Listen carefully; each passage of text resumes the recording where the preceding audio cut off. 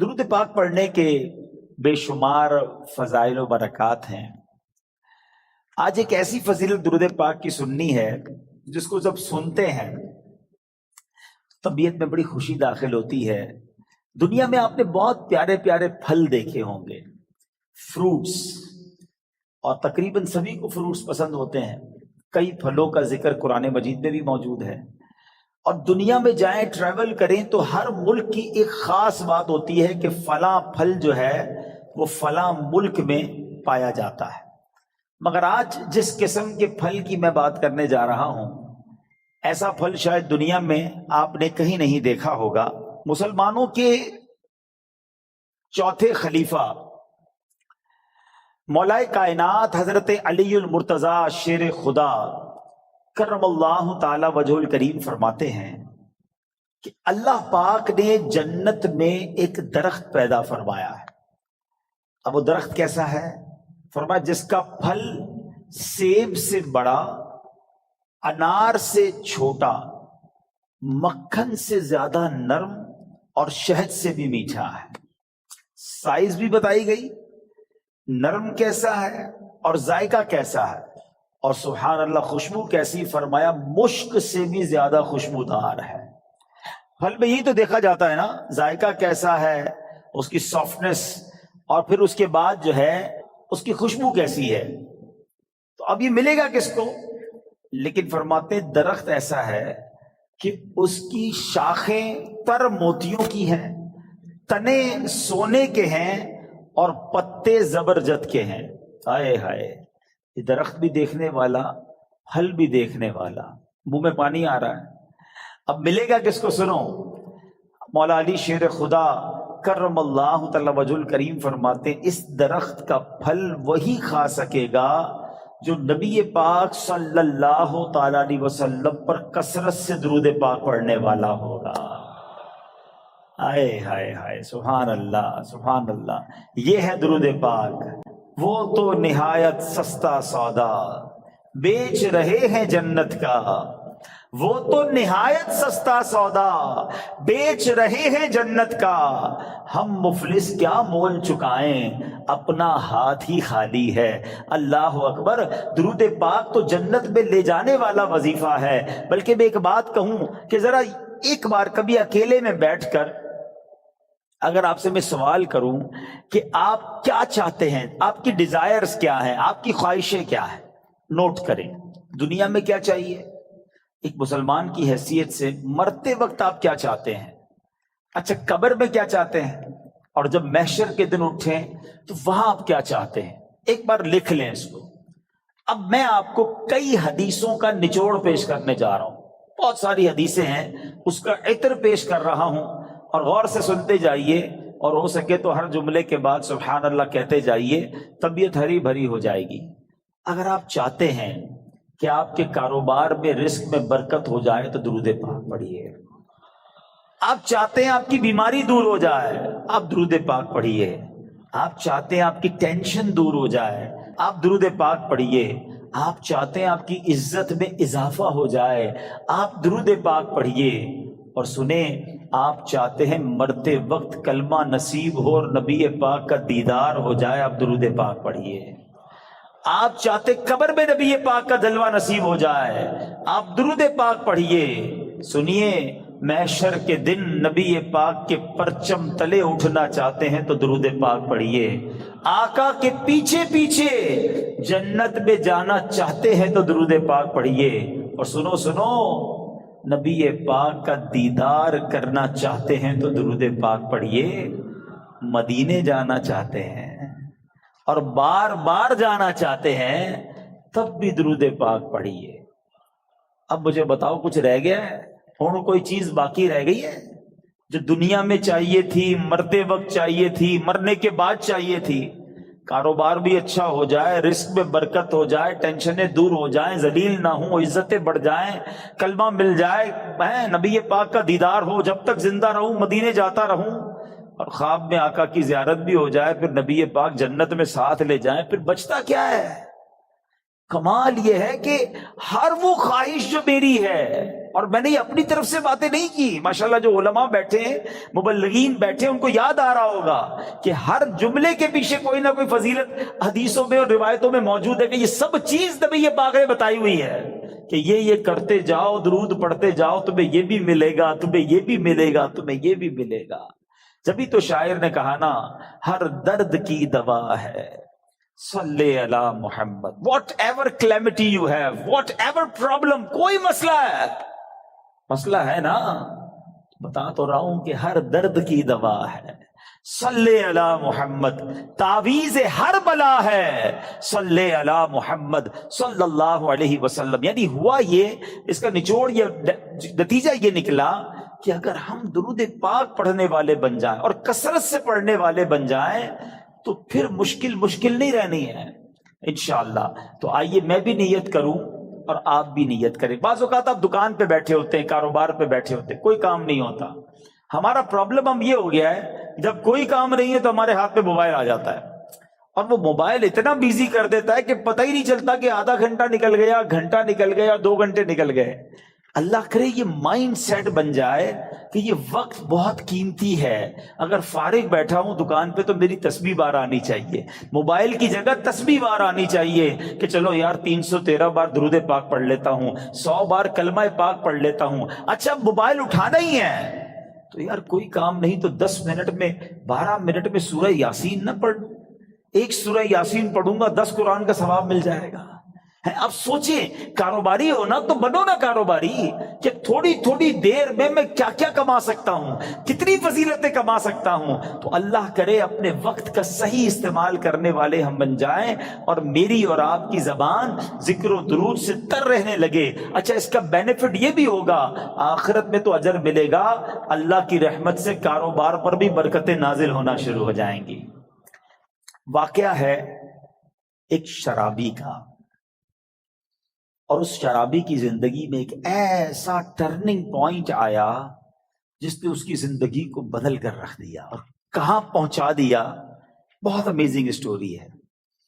ماجرا یہ تھا کہ وہ شرابی شراب کے نشے میں دھت کہیں جا رہا تھا، راستے میں ایک کاغذ پر نظر پڑی۔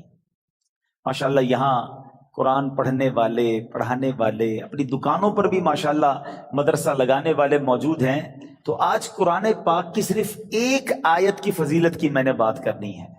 پورے قرآن کی شان تو نرالی ہے، ایک آیت میں کیا کچھ ہے اس سے اندازہ ہوگا کہ پھر رب کے کلام میں کتنی عظمتیں ہیں۔ تو وہ جو شراب کے نشے میں دھت جا رہے تھے، انہوں نے دیکھا کہ ایک کاغذ کا ٹکڑا پڑا ہے اور اس پر بسم اللہ الرحمن الرحیم لکھا ہوا ہے۔ اب اس کو خیال آیا کہ میرے رب کا نام زمین پر، ادب کا خیال آیا، عزت کا خیال آیا کہ یہ نہیں ہونا چاہیے۔ حالانکہ وہ غلط کام کر رہے تھے، شراب میں تھے، مگر عطر خریدا، اس کاغذ کے ٹکڑے کو صاف کیا، اسے عطر لگایا اور بلند جگہ پر رکھا۔ اس کے بعد وہ اپنے کام میں مگن ہو گئے۔ اسی رات ایک بزرگ کو خواب میں زیارت ہوئی کہ جاؤ میرے اس بندے کو جا کر کہو کہ تم نے میرے نام کو پاک اور صاف جگہ پر رکھا، بلند جگہ پر رکھا، ہم تمہارے نام کو بھی بلند کریں گے۔ اب بزرگ اس بندے کو جانتے تھے، وہ تو شرابی ہے، شرابی کے لیے یہ پیغام کیسے ہو سکتا ہے؟ تو کہتے لگتا ہے خواب میں کوئی غلط فہمی ہوئی، دوبارہ سو گئے۔ دوبارہ سوئے تو پھر دوسری بار یہی پیغام، پھر سوچا نہیں اس بندے کے لیے پیغام نہیں ہو سکتا، تیسری بار خواب میں یہی پیغام دیا گیا۔ اب وہ بزرگ تلاش کرنے نکلے کہ وہ کدھر ہے شراب پینے والا۔ ڈھونڈتے ڈھونڈتے جب پتا چلا تو پتا چلا اس وقت بھی وہ شراب کی محفل میں ہی بیٹھے ہوئے تھے۔ آواز دی کہ باہر آئیے، وہ تو شراب کے نشے میں مست، تو کسی کو بھیجا کہ جاؤ کہو تمہارے لیے پیغام آیا ہے۔ کہ میرے لیے کون پیغام لایا ہے؟ بہرحال پوچھو کس کا پیغام لائے ہو؟ جو بزرگ شراب خانے کے باہر کھڑے تھے نا، کہ اندر جا کر اسے بتا دو اللہ کا پیغام لایا۔ اب جب یہ سننا تھا تو جھرجھری سی آ گئی، کھڑے ہوئے باہر آئے، اور جب یہ بات بزرگ نے بتائی کہ مجھے تو نہیں پتا تم نے کیا کیا ہے، 3 بار خواب میں مجھے یہ کہا گیا ہے کہ تمہیں بتا دوں، تم نے رب کے نام کو جو تعظیم کی ہے، بسم اللہ الرحمن الرحیم کو معطر کیا، اسے بلند جگہ پر رکھا ہے، مجھے یہ پیغام ملا ہے کہ تمہیں بھی تمہارے نام کو بلندی دی جائے گی، تمہیں عزت اور مرتبہ دیا جائے گا۔ جب یہ سنا کہ میں شراب کے نشے میں دھت اور میرا رب مجھ پہ اتنا مہربان، اس بندے نے توبہ کی، اللہ سے معافی مانگی اور عبادتوں میں لگ گئے۔ اے میرے پیارے اسلامی بھائیوں، یہ انقلاب جو شراب کے نشے میں دھت شخصیت کو اللہ کا ولی بنا گیا، یہ کون تھے؟ یہ کوئی اور نہیں، حضرت بشر حافی رحمت اللہ تعالی علیہ تھے۔ یہ زمانے کے ولی بنے۔ حافی کہتے ہیں ننگے پیر رہنے والے کو۔ آپ معرفت الہی اور اللہ کی یاد میں اتنے گم رہنے لگے کہ آپ چپل ہی نہیں پہنتے تھے، اور کتابوں میں لکھا کہ جب تک حضرت بشر حافی اس شہر میں رہے، کوئی بھی چوپایا جو ہے نا راستے میں گندگی نہیں کرتا تھا، اس ادب کے ساتھ کہ کہیں بشر حافی کے پیر گندے نہ ہو جائیں۔ اور کتابوں میں آتا ہے کہ ایک بار کسی نے دیکھا کہ چوپائے نے گندگی کر دی ہے، تو اس کے مالک نے سمجھ لیا کہ ہو نہ ہو بشر حافی کا انتقال ہو گیا ہے۔ اور جب معلوم کیا گیا تو ایسا ہی تھا کہ جب وہ زمانے سے وہ دنیا سے چلے گئے، پھر چوپایوں نے راستے کے اندر گندگی کرنا شروع کی۔ یعنی جو اللہ کا ادب کرتا ہے، اللہ کے نام کی تعظیم کرتا ہے، اللہ کی مخلوق جو ہے وہ اس کی تعظیم کرنے لگ جاتی ہے۔ سبحان اللہ۔ تو اے میرے پیارے اسلامی بھائیوں، ادب جو ہے نا وہ بڑی کمال کی شے ہے۔ داتا حضور کی کشف المحجوب پڑھیں تو اس شاندار انداز سے آپ ادب کا درس دیتے ہیں۔ اور یاد رکھیے اسلام میں ادب کا جو ہے نا بہت زیادہ درس ہے۔ آپ سنیے گا، کشف المحجوب شریف کا ایک باب ہے جس کا نام ہے کشف حجاب، یعنی آداب کا بیان۔ اس باب میں داتا گنج بخش علی حجویری رحمت اللہ تعالی علیہ نے بنیادی طور پر 3 چیزیں ذکر فرمائی۔ نمبر 1، ادب کسے کہتے ہیں۔ نمبر 2، ادب کی قسمیں کتنی ہیں، اس کی کیٹیگریز کیا کیا ہیں۔ اور نمبر 3، مختلف آداب زندگی اس میں بیان کیے گئے۔ اور سبحان اللہ، داتا گنج بخش جو ہے ادب کی اہمیت بیان کرتے ہوئے فرماتے ہیں کہ ہر شخص کے لیے اس کے مقام کے مطابق علیحدہ آداب ہیں۔ مروت، سنت اور عزت کی حفاظت ادب ہی کے ذریعے ہوتی ہے۔ اور پھر آپ نے قرآن پاک کی آیت جو ہمیں درس دیتی ہے، آپ نے وہاں پر تحریر فرمائی۔ سبحان اللہ، اللہ قرآن میں کیا فرماتا ہے؟ یا ایھا الذین آمنوا قوا انفسکم واہلیکم نارا وقودها الناس والحجارہ۔ اللہ قرآن میں فرماتا ہے اے ایمان والو، اپنی جانوں اور اپنے گھر والوں کو اس آگ سے بچاؤ جس کے ایندھن آدمی اور پتھر ہیں۔ اب بچانے کا طریقہ کیا ہے؟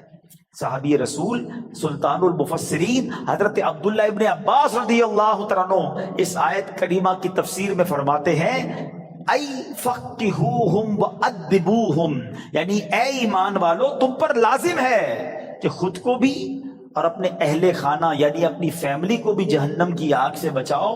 مگر یہ ہوگا کیسے؟ تم کس طرح خود کو اور اہل خانہ کو آگ سے بچا سکتے ہو؟ اس کا طریقہ یہ ہے فقہوہم، خود بھی علم دین سیکھو، دین کی علم حاصل کرو، اپنی فیملی کو اپنے بچوں کو بھی دین کی سمجھ عطا کرو۔ ادبوہم، خود بھی ادب یعنی مینر سیکھو اور اپنی فیملی کو اپنے بچوں کو بھی آداب سکھاؤ، اور یہ ہے طریقہ جہنم کی آگ سے بچنے کا۔ تو پتہ چلا کہ ادب کا کتنا بڑا مقام ہے۔ مسلمانوں کی پیاری امی جان حضرت عائشہ صدیقہ طیبہ طاہرہ رضی اللہ تعالی عنہا سے روایت ہے، اللہ پاک کے آخری نبی مکی بدنی رسول ہاشمی صلی اللہ تعالی علیہ وسلم نے فرمایا بچے کا اپنے باپ پر حق ہے کہ وہ اس کا اچھا نام رکھے اور اچھے آداب سکھائے۔ بادب بانصیب، ہمیشہ یاد رکھیں، بادب بانصیب اور بے ادب بد نصیب۔ اور مفسرین کرام سبحان اللہ ہماری تربیت فرماتے ہیں کہ اللہ پاک نے حضرت موسیٰ علیہ السلام جب کوہ طور پر آئے تھے، حاضر ہوئے تھے، تو کیا فرمایا؟ اللہ نے قرآن میں حضرت موسیٰ سے کیا فرمایا؟ بے شک میں تیرا رب ہوں تو تو اپنے جوتے اتار ڈال، بے شک تو پاک جنگل طوا میں ہے۔ اس کی تفسیر میں مفسرین نے لکھا کہ اللہ پاک نے جو حضرت موسیٰ علیہ السلام کو جوتے اتارنے کا حکم دیا، اس کی وجہ یہ تھی کہ بادشاہوں کے دربار میں جوتے اتار کر حاضر ہونا یہ ادب کا انداز ہے، اور خدا تو احکم الحاکمین ہے۔ تو حضرت موسیٰ اللہ کی بارگاہ میں وادی طوا میں جا رہے ہیں، لہذا حکم ہوا کہ اے موسیٰ اپنے رب کریم اور اس بابرکت وادی کے ادب میں نالین شریف اتار دیجئے۔ تو پتہ چلا ادب کا درس اللہ کریم کی طرف سے قرآن پاک میں جا بجا موجود ہے۔ اور سنیے، حضرت جلال بصری رحمت اللہ تعالی فرماتے ہیں ایمان کا تقاضا یہ ہے کہ بندہ شریعت پر عمل کرے، لہذا جو شریعت نہیں جانتا وہ کامل ایمان والا نہیں، اور شریعت ادب سکھاتی ہے، تو جو ادب نہیں جانتا اس کا ایمان کامل نہیں۔ سیدی اعلیٰ حضرت امام عشق و محبت کیا فرماتے ہیں؟ لا دین لمن لا ادب لا۔ اعلیٰ حضرت کہتے ہیں اس کا دین ہی نہیں ہے جس میں ادب نہیں ہے۔ تو یاد رکھیے، با ادب با نصیب، بے ادب بد نصیب۔ اچھا، پھر پرابلم یہ ہے ادب جو ہے نا وہ صحبت سے بھی آتا ہے۔ با ادب لوگوں کے ساتھ آپ بیٹھیں، آپ کو ان کو بزرگوں میں ادب کرنا نظر آئے گا، اولیاء کی ادب کی بات کریں گے، جب صحابہ اور اہل بیت کی بات کریں گے تو زبان سے بڑے ادب والے الفاظ نکلیں گے۔ مگر آج پرابلم یہ ہے کہ بے ادبوں سے دوستی، بے ادبوں کی باتیں سنتے سنتے زبان بھی بے ادب ہو جاتی ہے۔ تو اے میرے پیارے اسلامی بھائیوں، آج سیدی اعلیٰ حضرت کا یہ پیغام لے جاؤ، لا دین لمن لا ادب لا۔ اس کا دین ہی کمپلیٹ نہیں ہوتا ہے جس کے اندر ادب نہیں ہوتا ہے۔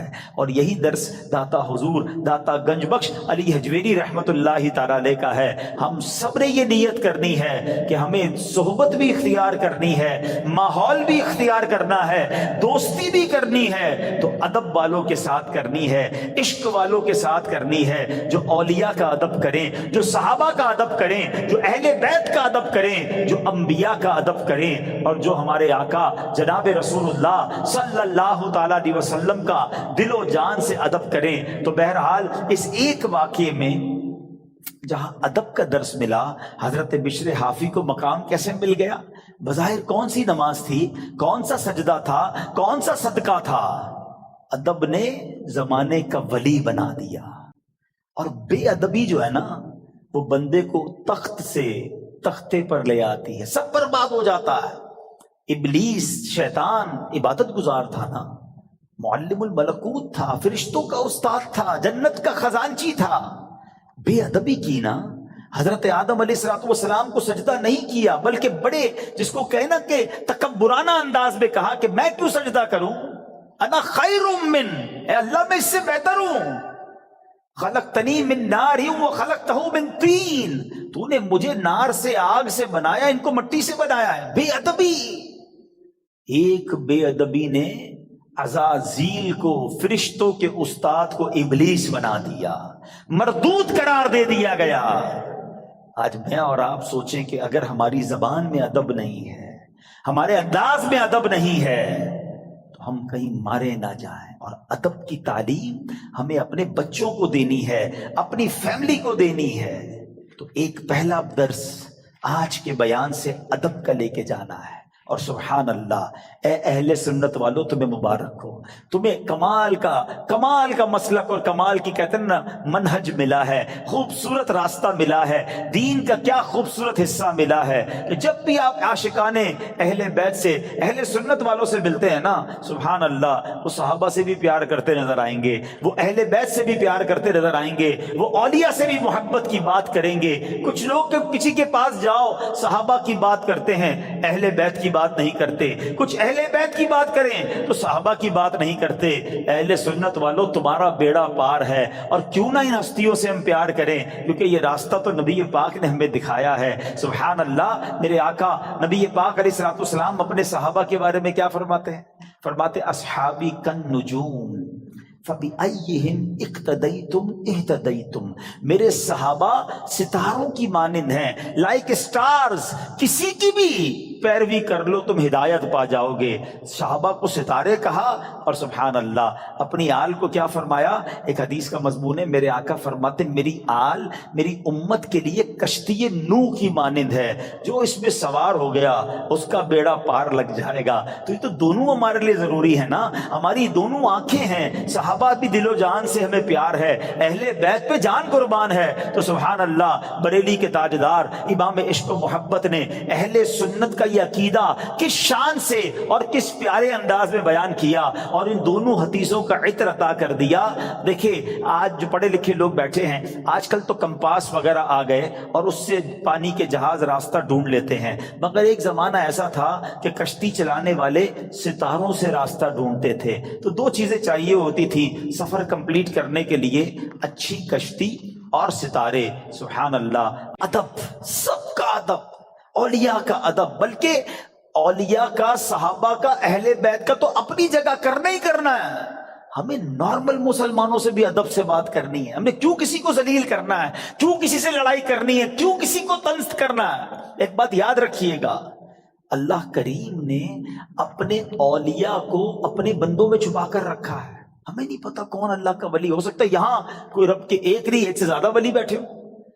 اچھا علماء یہ بھی بتاتے ہیں کہ اس بندے کو بھی نہیں پتا ہوتا کہ وہ ولایت کی منزل پہ پہنچ چکا ہے، اللہ جسے چاہے اپنا ولی بنا لے۔ تو اب ہم اللہ کے کسی ولی سے لڑ رہے ہیں، اس کو ڈانٹ رہے ہیں، اس کو جھڑک رہے ہیں، اس کو ذلیل کر رہے ہیں کیونکہ میرا ملازم ہے، کیونکہ وہ غریب ہے اس لیے نہیں۔ اگر وہ رب کا ولی ہے، ویسے تو عام مومن کو بھی تنگ نہیں کر سکتے، لیکن ولایت کی بات دیکھیں، جتنا چھوٹا سا میرا مطالعہ ہے، علماء بھی بیٹھے ہیں، اب تک جو میں نے پڑھا ہے دو ہی باتوں میں نے یہ پڑھا ہے کہ جہاں اللہ سے جنگ کرنے کی بات کی گئی ہے، اور یہ کتنی خطرناک بات ہے۔ نمبر ایک، سود کا کام کرنے والا۔ اے میرے تاجران بھائیوں، کبھی بھی سود نہ لینا نہ دینا، سود کا کاروبار مت کرنا، اس کے قریب مت جانا، کیونکہ اس کے بارے میں نبی پاک نے جو فرمایا، حدیث پاک کا مضمون ہے، وہ ایسا ہے جیسا اس نے رب سے جنگ کیا۔ اللہ سے جنگ، یار اللہ سے جنگ کر کے کوئی جیت سکتا ہے؟ برباد ہی ہوگا نا، تباہ و برباد ہو جائے گا۔ ہم نے سود کا کام کرنے والوں کو اینڈ آف دا ڈے برباد ہوتے ہی دیکھا ہے۔ اور جو دوسری روایت نظروں سے گزری ہے نا، فرمایا جس نے اللہ کے ولی سے دشمنی کی وہ ایسا ہے جیسے اس نے رب سے جنگ کا اعلان کر دیا، یا اللہ اس سے اعلان جنگ فرماتا ہے۔ اب سوچ لو، اگر کسی ولی سے ہی دشمنی ہو گئی، اللہ کے کسی بندے سے دشمنی لے کے بیٹھے ہیں، لڑائی کر رہے ہیں، تنگ کر رہے ہیں، اور کیا پتا وہ اللہ کی بارگاہ میں کیا مرتبہ رکھتا۔ ادب، پیار، محبت، درگزر۔ کوئی غریب بھی ہے تو ہمیں نہیں پتا اللہ کی بارگاہ میں اس کا کیا مرتبہ ہے، بلکہ احادیث میں تو یہ مضمون نبی پاک نے سمجھے صراحت کر دی اور ڈیفائن کر دیا، کہ جس کا مضمون یہ ہے کہ کچھ لوگ ایسے ہوتے ہیں جن کے بال بکھرے ہوتے ہیں، پرا گندا بال، میلے کچیلے کپڑے، محفل میں کوئی انہیں بلاتا نہیں ہے، نہ آئے تو کوئی نوٹس بھی نہیں کرتا، مگر اللہ کی بارگاہ میں ان کا یہ مرتبہ ہوتا ہے کہ اگر وہ قسم اٹھا لیں تو رب وہ قسم پوری فرما دیتا ہے۔ اب سوچیں، ایسے تو بہت سارے لوگ ہمارے قریب بیٹھے ہوتے، اچھا بعض اوقات قریب آتا تو بٹھاتا بھی کوئی نہیں انہیں، نہ کیا کرو ایسا۔ ہو سکتا ہے کہ میری مشکلیں، میری پریشانیاں، ہماری ڈیفیکلٹیز، ہمارا کاروبار نہ چلنا، گھر کی بیماریاں، اس کی وجہ یہ ہو کہ میں کسی اللہ کے ولی کو تنگ کر بیٹھا ہوں، بے ادبی کر بیٹھا ہوں۔ اپنی زبان میں نرمی لائے نا۔ کسی بڑے اس کو نا سمجھدار آدمی نے ایک بات کہی ہے کہ میٹھا کھانے سے شوگر ہوتی ہے، میٹھا بولنے سے شوگر نہیں ہوتی۔ میٹھا بولنا شروع کر دو نا یار، میٹھا بولنا ہی چھوڑ دیا ہم نے۔ میٹھے بول اپنائیں، سب کے ساتھ پیار سے بات کریں۔ کچھ لوگوں کا انداز ہی بڑا روب والا ہوتا ہے، اور پھر کیا ہوتا ہے، کہتے ہیں نا زبان میں ہڈی ہوتی نہیں مگر کئی ہڈیاں توڑوا دیتی ہے۔ زبان میں تلوار نہیں مگر خون بہا دیتی ہے۔ کسی کی تلوار کا وار جو ہونا اس کا زخم بھر جاتا ہے، مگر زبان کا زخم نہیں بھرتا۔ تو زبان کا اچھا استعمال، ادب۔ آج یہ درس لے کے جاؤ کہ انشاءاللہ۔ اچھا ادب کیسے ملے گا؟ با ادب لوگوں کے ساتھ بیٹھ کر ملے گا۔ تو الحمدللہ دعوت اسلامی کا ماحول جہاں آپ کو ادب ہی سکھایا جاتا ہے، بچوں سے بھی شفقت کرنی ہے، بڑوں سے بھی پیار سے بات کرنی ہے، بزرگوں سے کیسے بات کرنی ہے، اولیاء، صحابہ، اہل بیت، ازواج مطہرات، امہات المومنین، ادبی کی بات آپ کو ملے گی، بے ادبی کا اسٹائل ہے ہی نہیں۔ تو یہاں رہو، انشاءاللہ با ادب بن جائیں گے۔ ہم اللہ سے دعا کرتے ہیں، نبی پاک کی بارگاہ میں التجا کرتے ہیں کہ حضور ہمیں اپنے با ادب غلاموں میں ہی شامل رکھیے گا۔ اب دوسرا درس اس واقعے سے کیا ملتا ہے؟ سبحان اللہ، بسم اللہ الرحمن الرحیم، ایک آیت، اس کا کمال ہی اور ہے، اس کے راز ہی اور ہیں، اس کے اسرار ہی اور ہیں۔ قرآن پاک کی تو شان ہی نرالی ہے، مگر آج فقط کچھ باتیں میں آپ کو اللہ کے اس مبارک کلام کی اس ایک آیت کے رموز، اسرار، سیکرٹس، فضائل سنیں تو عقل حیران ہو جاتی ہے۔ سبحان اللہ، بے ایمانوں کو ایمان دینے والی یہ آیت ہے۔ ذرا واقعہ سنیے گا۔ ایک یہودی تھا، نان مسلم، ایک یہودن پر عاشق ہو گیا، اور عشق مجازی کا اس پر ایسا غلبہ ہوا کہ یہ مجنون جیسا ہو گیا، نہ کھانے پینے کا ہوش تھا، نہ آرام کرتا تھا، بڑا پریشان۔ اس زمانے میں اللہ کے ایک ولی تھے، حضرت عطا رحمت اللہ تعالی علیہ، ان کے پاس آیا اور کہا کہ حضور میں بہت پریشان ہوں، وہ فلاں سے عشق ہو گیا ہے، چین ہی نہیں آتا۔ آپ اللہ والے تھے، آپ نے ایک کاغذ کے ٹکڑے پر بسم اللہ الرحمن الرحیم لکھا اور کہا یہ کھا جاؤ۔ اس نے وہ کاغذ کا ٹکڑا نگل لیا کہ شاید میرا کام بچ جائے گا۔ سچی بات ہے، اس کا کام بن گیا۔ ہوا یہ کہ جیسے ہی اس نے کاغذ کو نکلا نا، اس کے دل کی دنیا ہی بدل گئی، ایمان کی مٹھاس ملنے لگی، اور اس کے دل میں نور ظاہر ہو گیا۔ عورت کے عشق کو چھوڑا اور کہتا حضور بس اب مجھے کچھ اور نہیں چاہیے، جس رب کا نام اندر گیا ہے اب کلمہ پڑھائیے، مجھے مسلمان کر دیجئے۔ صرف بسم اللہ الرحمن الرحیم کاغذ پہ لکھا ہوا پیٹ میں جاتا ہے۔ اب اس یہودن کو پتہ چل گیا کہ میرا عاشق تو مسلمان ہو گیا ہے۔ وہ بھی حضرت کی بارگاہ میں آئی اور کہا کہ میں ہی وہ عورت ہوں کہ جس کے عشق میں وہ مبتلا تھا، وہ مسلمان ہو گیا ہے۔ اب مجھے خواب میں روزانہ کوئی کہنے والا کہتا ہے کہ اگر تجھے جنت میں اپنا ٹھکانہ دیکھنا ہے نا تو جا اور حضرت عطا کے پاس جا، تجھے اپنا جنت میں ٹھکانہ دکھائیں گے۔ تو حضرت میں آپ کے پاس آئی ہوں، بتائیے جنت کہاں ہے؟ حضرت عطا نے کہا کہ جنت کا ارادہ ہے تو پہلے تجھے اس کا دروازہ کھولنا پڑے گا نا، جنت میں جانا ہے تو ڈور اوپن کر۔ تو وہ کہتی جنت کا دروازہ میں کیسے کھولوں؟ فرمایا بسم اللہ الرحمن الرحیم پڑھ۔ آپ نے فرمایا جنت کا دروازہ کھولنا ہے نا، بسم اللہ الرحمن الرحیم پڑھ۔ جیسے ہی اس نے بسم اللہ الرحمن الرحیم پڑھا، دل میں نور بڑھنے لگ گیا۔ کہتی حضور بس اب مجھے اسلام میں داخل کیجئے۔ اس نے کلمہ پڑھا اور بسم اللہ شریف کی برکت سے وہ بھی مسلمان ہو گئی۔ اسی رات جب وہ نو مسلم خاتون جو ہے رات کو سوئی تو خواب میں جنت میں داخل ہوئی، خوبصورت محل دیکھا، گنبد دیکھے، ایک گنبد پر لکھا تھا بسم اللہ الرحمن الرحیم لا الہ الا اللہ محمد الرسول اللہ۔ عورت نے یہ الفاظ پڑھے تو کسی پکارنے والے نے کہا اے پڑھنے والی، اللہ پاک نے یہ سب تجھے عطا فرما دیا ہے۔ بسم اللہ الرحمن الرحیم کی تو کیا ہی بات ہے پیارے اسلامی بھائیوں۔ ایک پوری آیت، یہ یاد رہے، شاید بہت سارے لوگوں کو پتہ نہیں ہوتا کہ دو سورتوں کے درمیان فاصلے کے لیے بسم اللہ الرحمن الرحیم کو اتارا گیا، اور یہ آیت قرآن پاک میں ایک جگہ قرآن کا حصہ بھی ہے، پارہ 19 سورہ نمل، اور یہ آیت کا حصہ ہے، اور اس کے معنی کیا ہے؟